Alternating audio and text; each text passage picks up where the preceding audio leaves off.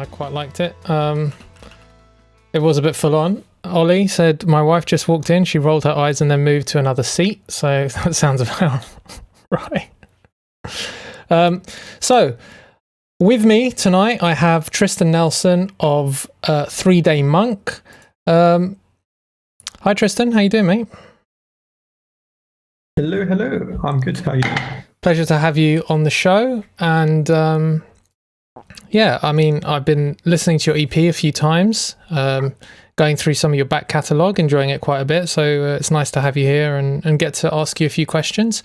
To the chat, I guess, as we go along, what we'll do is I'll ask Tristan some of the questions that I've got. If you think of any, you can just pop them in the chat. And then after we've listened to the EP, we can go through any of your questions and basically interrogate him. So, cool. So I think we first played one of your tracks on here a few weeks ago, and it was Money Quality. So I think that was from your previous EP, right? Yeah, from the first one, Natsu. I remember you dropped me a message. That was, so that's probably like November, December-ish. Yeah, cool. And that's when it dropped. So you've been releasing pretty solidly. How have what's your kind of process like? Have you had some of these tracks on the back burner for a while, or are you just kind of pumping them out? No, pumping them out. So I'm doing a seasonal project, as with the names. So yeah, Money Quality was off the summer EP, which unfortunately got a little bit later than summer. But I'm planning on doing an EP every couple of months. So the newest EP just obviously landed this month. Yeah. And then I'm planning to get the next one out in the next couple of months. And are you going to stick with... I was just going to ask if you're going to kind of stick with the season theme. Is that kind of what you're working with? Yeah. Right, cool. Yeah. So next will be winter? Next will be winter, yeah. Nice. It's something I wanted to do for quite some time. And I think it was just spurred on by like lockdown, coronavirus and whatnot, being limited by doing anything else. It was like, what a great way to just stay on top of it and kind of challenge myself just to see what I could kind of churn out with such limited time. Before COVID, what were you what was your output like? What were you doing? Were you writing at all? Yeah, mostly just writing. I've recorded an album back in 2019 and the plan was to release it last year.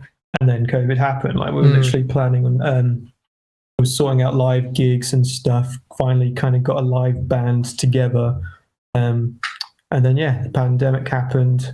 So there was the choice to delay the album, and then with just like no kind of end in sight, I was just kind of like, screw it, and let's just kind of just do something. Like let's just do it for the sake of making music and kind of getting my catalog out there, so I can just show people and like not be constrained by saying I have to do a specific genre or anything, but I'm just going to do whatever and whenever I want. So is the album that you've got, I guess it's currently sat unreleased, or is it unrecorded even? It's unreleased. It's pretty much recorded, but the plan is to probably, after I've done all the EPs, go back and do a couple more tracks, do like a deluxe version. But hopefully that will come out later towards the end of the year. For the Japanese release. It's not Japanese release. No, bonus tracks for the Japanese release is standard, isn't it? But, terrible segue into the I guess the Japanese aesthetic of your three Day Monk stuff, EPs so far. You've got Japanese titles for summer, which is Natsu, and AKI, which is autumn. What's the deal with that? Is that just something that you wanted to do as on a whim, or was there some deeper reason? I think just because of the name really, and the fact that I was doing seasonal releases, I just thought let's just literally call them what are their literal names, but in Japanese. I don't know, just something a bit more interesting than me going, here's spring. There's nothing like deep really about it per se. Cool. And just in terms of like what your musical history is, it sounds to me like you've been at least writing music for a while. You were in a band, so is that right? Or you'd put together people to play your music? Yeah, so it was originally I was just playing on my own, doing gigs for quite some time, like off and on, nothing major. And then I kind of wanted that full band sound, and I got a drummer on board. And that's kind of when more like the sound of 3 Day Monks started. But there were songs that I'd written, and I just got the drummer to then come and help flesh them out, add the bits obviously that I can't do just on my own. Yeah. That didn't work out. A few other iterations just that's why I got a session drummer. So is that is that Jake Hatter? Is that Jake Hatter, the guy you've got? Yeah. Cool. Yeah, I know it through through Matty Moon. So who's done all the tracks with me. Curious, when did the 3 Day Monk artist name come about? Was that something that you had in the pocket for the release of the album, or is that something that's come about since COVID, since this new project? It came about just as we started like taking it more seriously, probably very shortly before I actually recorded the album. So I think I've only played like 2 gigs under the name. Yeah, that was pretty much the start of it. Nice. And I've been looking shortly after. Right, go on. No, okay. I was just going to say I looked up the kind of meaning of 3 Day Monk, right? Which is because I kind of wanted to know what you guys were talking about, and from what I understand, it's kind of like this idea that you kind of become very committed to something for a very short period of time. Yeah. Like, is that something that you kind of can relate to in your life? Yeah, I think so. Like, maybe just like before I started taking music seriously, it's just something that felt somewhat like familiar. Probably just with like hobbies and stuff, hoping to try and think, oh yeah, this would be a great idea. This would be something I'd love, and trying to get involved with it and just being like, no, this isn't for me. I think it's also just kind of relatable in the sense it's something that I don't necessarily want to be. Yeah, it was just cool to find something that had actually like a deep meaning, somewhat relatable. I think lots of people can relate to it as well. Yeah. And like my music isn't necessarily always about me. Like it's quite narrative driven, and it's quite based around like situational matters and other people and stuff and fictional things. So yeah, it seemed to click. That's cool. I was going to ask you about that. Just so you'd say most of your music, or at least lyrical content, is not kind of autobiographical. It's more kind of narrative driven. Oh, I think like. I was going to say, what kind of thing do you take inspiration from when you're? Anything and everything, really. Like I've got like the last track on this EP, Misanthrope's Vessel, that was literally inspired by a film. I don't even want to pronounce it because I'm going to butcher it. So, but it's based on like an indie film, literally about like Beirut and actually use like the actors in it were going through those experiences themselves. So that was like the sole inspiration for that. Some songs, like they take some meaning to an extent from me. I think it's hard not to kind of write anything that's not from yourself, especially when it's something like when it's music, obviously, and any creative thing, it's something you kind of hold dear and whatnot. But yeah, a lot of the times it's just I'll see something, I'll hear something, or anything like that, and I'd like, and that just kind of transpires like the story, and that's just how it all begins usually. Yeah. I guess it's even when it's a fictional, or you're like borrowing the narrative from somewhere else, by writing the lyrics, you're putting your own emotional perspective on it, right? Yeah, just putting yourself in someone else's kind of shoes, basically. In terms it's like of English lesson all over again. Yeah. In terms of the lyrics themselves, do you, when you're writing lyrics, first of all, do you kind of write lyrics to the music, or do you write lyrics just? Do you have a lyric book that you're just writing in, like kind of poetry style all the time, and then try and fit them to the music after, or is it a bit of both? I think it really varies. Yeah, it's a bit of both. Like sometimes I will just kind of come up with a idea, like I Wish You Were Dead was literally when I was making food, and I just started like speaking like the chorus and started singing it in that same kind of pattern. And then I'll go from there, and then I actually picked up the guitar and like played a bit on the piano and then worked it around that. But Other times I might literally just be going to, like just before going to sleep, pick up my phone, quickly record something because I've got an idea. If it's just like me like saying the random words, or I'll just type. I'm usually doing it on my phone because obviously my phone's always a lot more close to me than say a pen and paper. Sometimes, yeah, I'll just write stuff down, or I'll just try and play guitar. It's usually when I'm playing my songs that I've just written or something I'm trying to work out that I come up with a song, and then that ends up replacing the song I was trying to work out before. Interesting. I guess because you're more emotionally connected to the music as you're writing it, you can kind of make the connection with the lyrics a bit more easily. Yeah, maybe. Yeah, it's usually the case that it's the music first, I think. Yeah. Like I might just hit like this odd couple of chords, and I'm like, okay, what does that vibe give me? I'm like, what is that trying to tell me? Yeah. Like, okay, we're going down this route, and then I'll just write around that. And whatever the first couple of lyrics are, like the lines that I dig, I'm like, that's what we're going for. I usually stick to it because if it's come to me for some reason, like it's a good thing. Like there's a reason why it's come to me. Interesting. So when you just curious if you have any kind of guiding principles when you're writing lyrics, if you kind of, like, just to give you an example, like one of the things that I've been trying to do recently with lyric writing is kind of create a strong sense of visuals to to kind of insert images in people's brains without sounding like I'm an alien that's probing. But is there something that you try and do when you're writing lyrics, that you like, some goal that you're trying to meet, or something that you're trying to satisfy? I don't know. I don't know if I'd say so. I guess I'll just always try and tell anything. Like all my songs are just self-contained stories in a sense. That's kind of just something that I don't ever well, not when I was starting, it wasn't something intentional, but it's now just kind of become a thing that I do without realizing. It's kind of something I guess I live by. That's how I now just write. I try and write quite poetically, I think. At least like my newest stuff is going a lot more down that route, I believe. But, nice. I know it can be quite difficult for when you've got like a narrative, like when you've got like certain beats in a narrative that you want to hit, and you've got so many sections, right? And you're like, I've got this section, and I need to kind of say this much in this section. Like, is that something that you struggle with?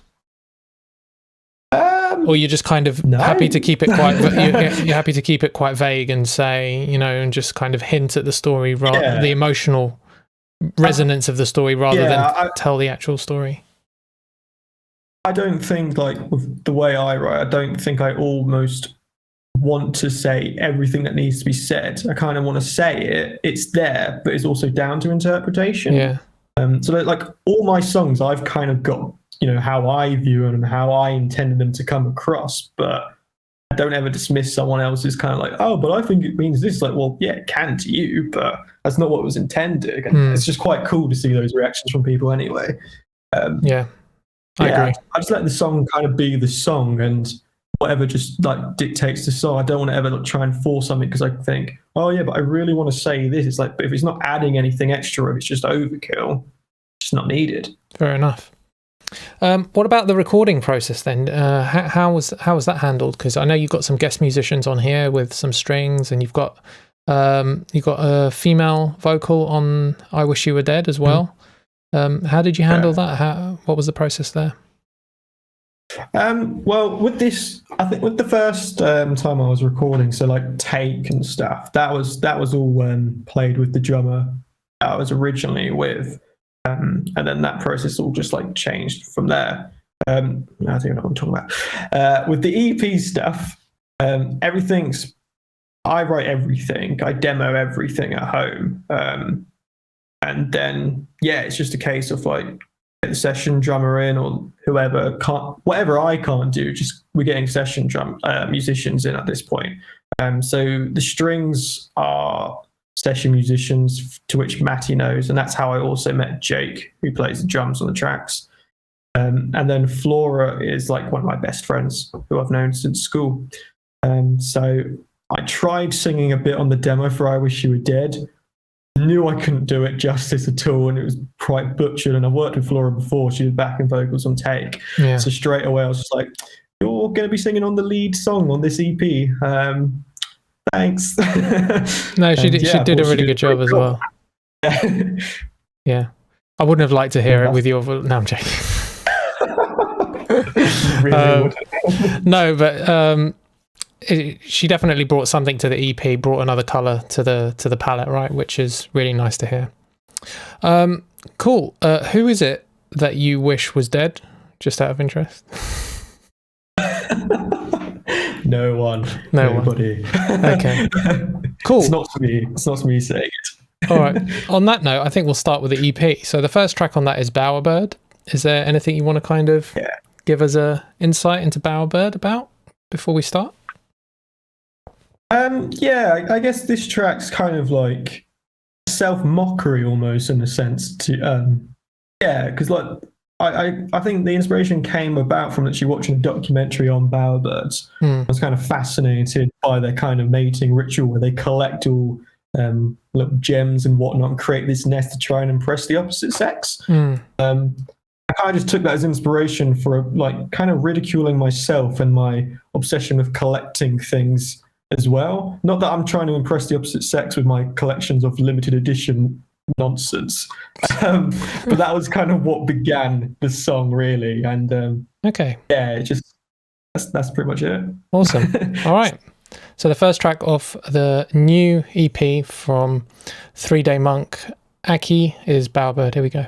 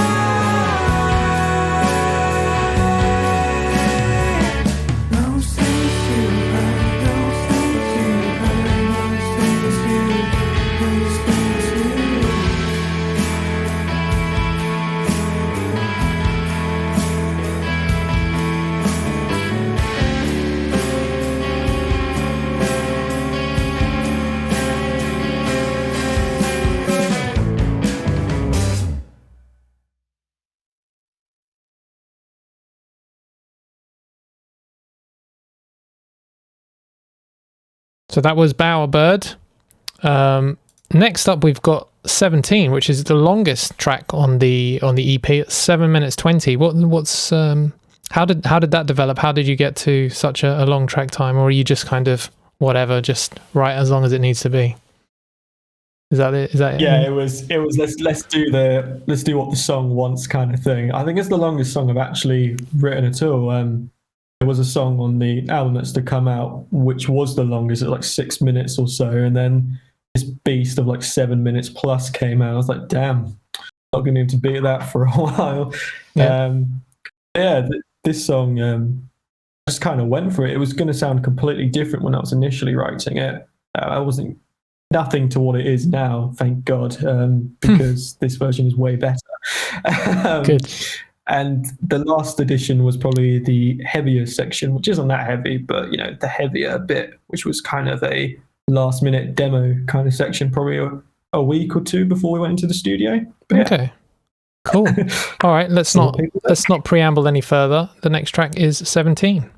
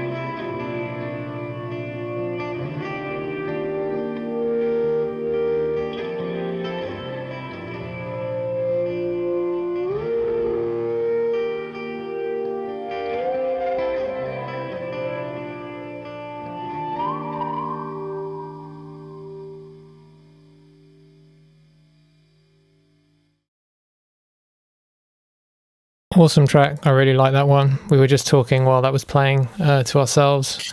I was about to say, like, it's a really cool journey, that whole track. The way it kind of just flows from section to section. You said really, really enjoyable journey, and I think probably quite representative of maybe what you said in the, I'm assuming it's you who wrote your bio on Spotify, but you said something about an unintentional kind of unconventional structure, right? And that kind of feels like it's just taking you somewhere. That was a quick 7 minutes, says Parsnip. I'm glad. That's a good sign. Next is, I believe it's Wish You Were Dead, right? Which is the third track on the EP.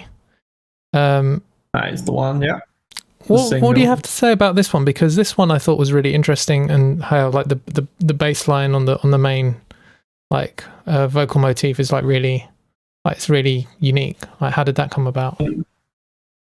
Honestly, it was just a case of it just flowed. Nothing, I didn't actually think hard or long about it. It just all came together. Kind of like I had that chorus idea in my head, and I was like, right, I've got vibes of what the chorus is going to be.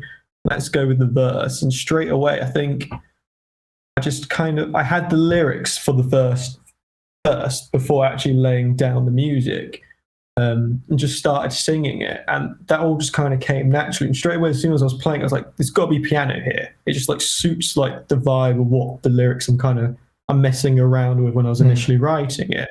And I kind of wanted some kind of division just to almost just like break that up. Like, for me, the song's all about a person's psyche and like their kind of damaged mind, kind of not necessarily wishing a other person dead, but more like themselves. And they've been so damaged that they kind of just want everything to end for themselves. And it's a conversation between themselves, basically.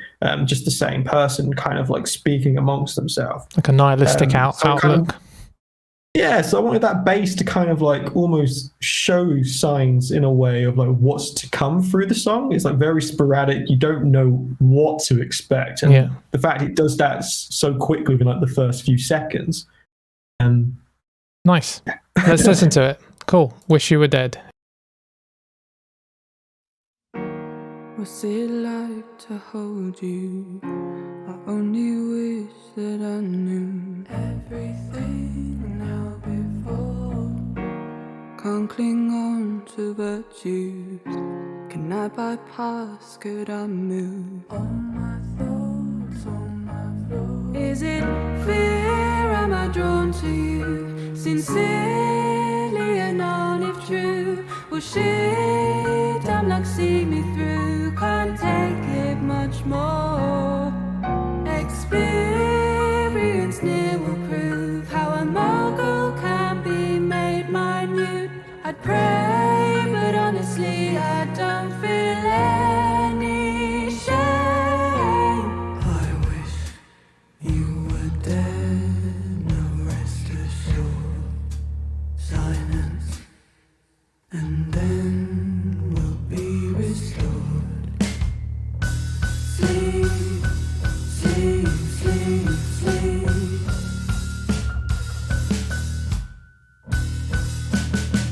If I'm free, then why am I bound to these inevitable shackles? I can't break, can't escape. I wanna make you feel like you're worthless, feel like you're worthless, if just for a moment. I wanna make you feel like you're worthless, feel like you're worthless. I wish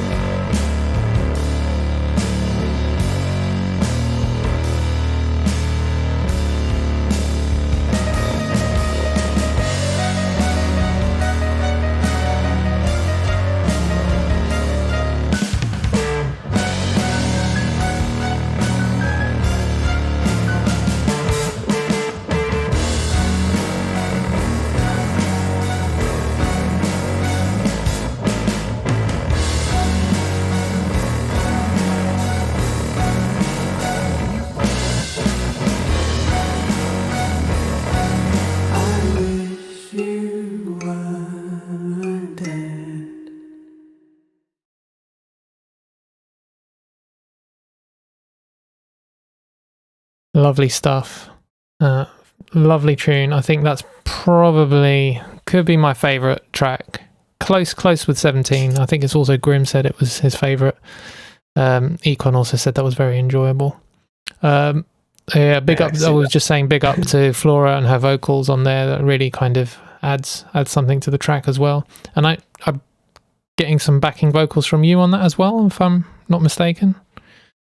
Yeah, some on the chorus, I think, and whispers here and there. Nice. Probably don't notice it too much, but were you just like kind of happy to step back and just be like, yeah, okay, this is kind of you'll do a better job. Yeah, so on the demo.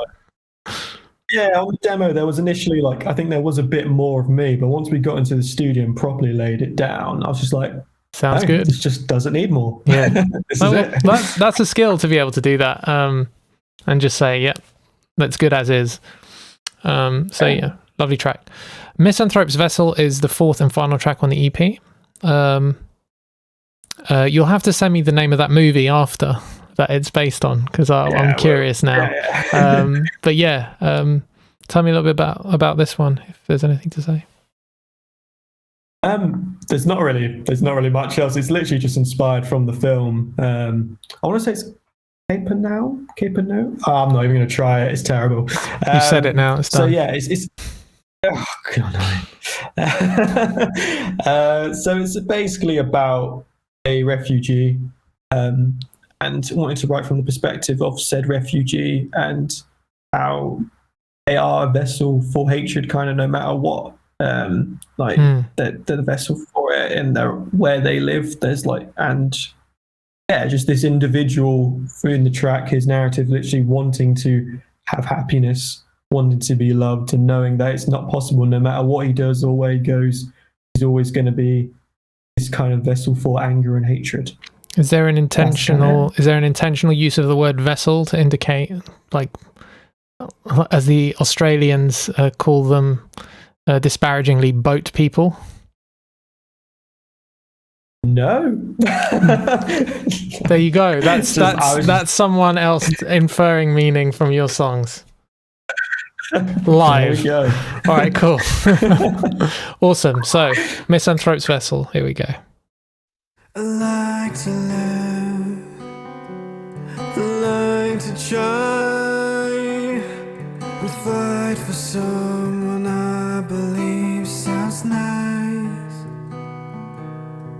Sun-kissed, bullet time, and all the rest at once. Just once, I wanna see the light, and there's no reason why. Whoever ends out there ahead, just to be thine begun. And sure enough, it's all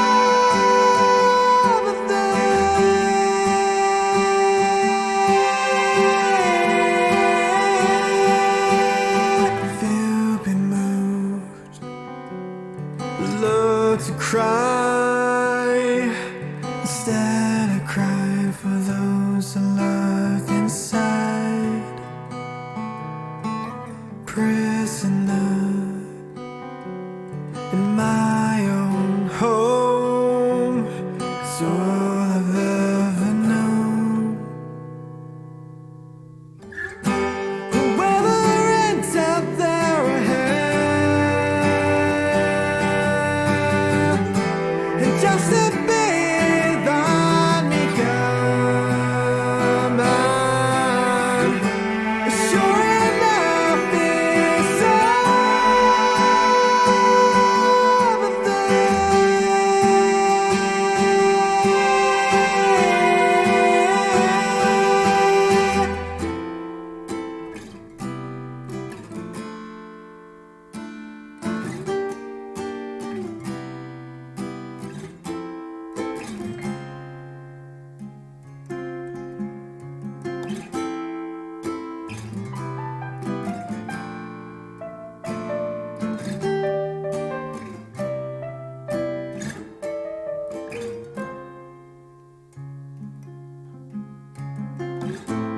it's so unbig-quack, and it's so way. I see that now. It's so unbig-quack, and it's so way. I see that now.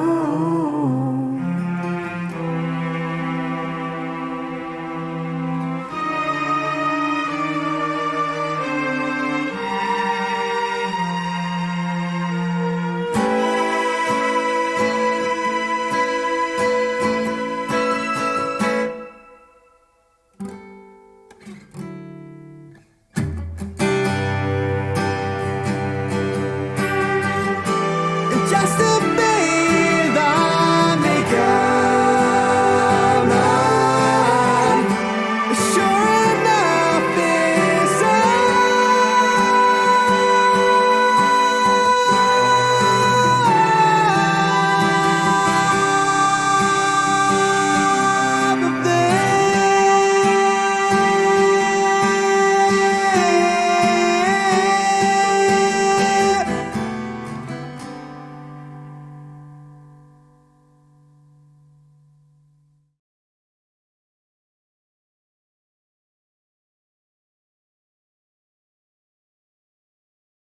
Lovely. Very nice way to end the EP on a kind of melancholic, more chill vibe.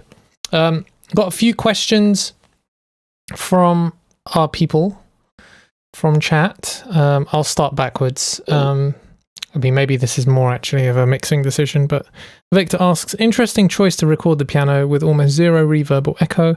Any particular reason really stuck out to me? Yeah, that will be Matty. You'd have to ask. You'd have to ask, I Matt. have no decision in that one. Grim asks, what would Tristan suggest as an EP or an LP of his to pass on to others to listen to? Oh, as in like, Is that something Grim? I did. Grim, is that a recommendation you're after?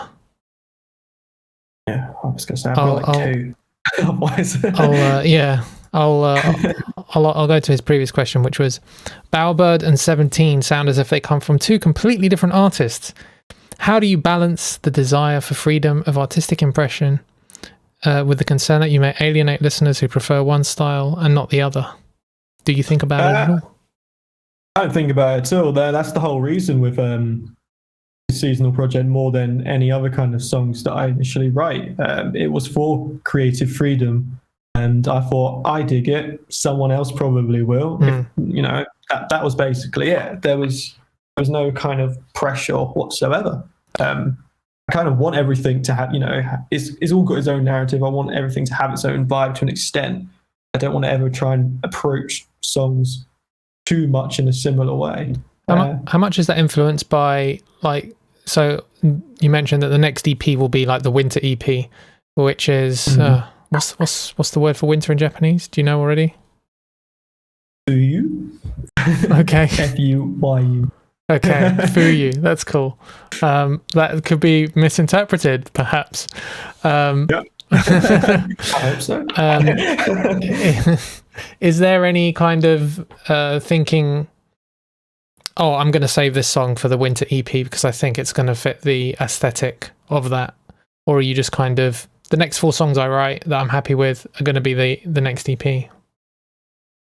Yeah, I mean, I think each EP's kind of had a song that's probably been written before, but for the most part, I'm writing it in the seasons that they're falling under.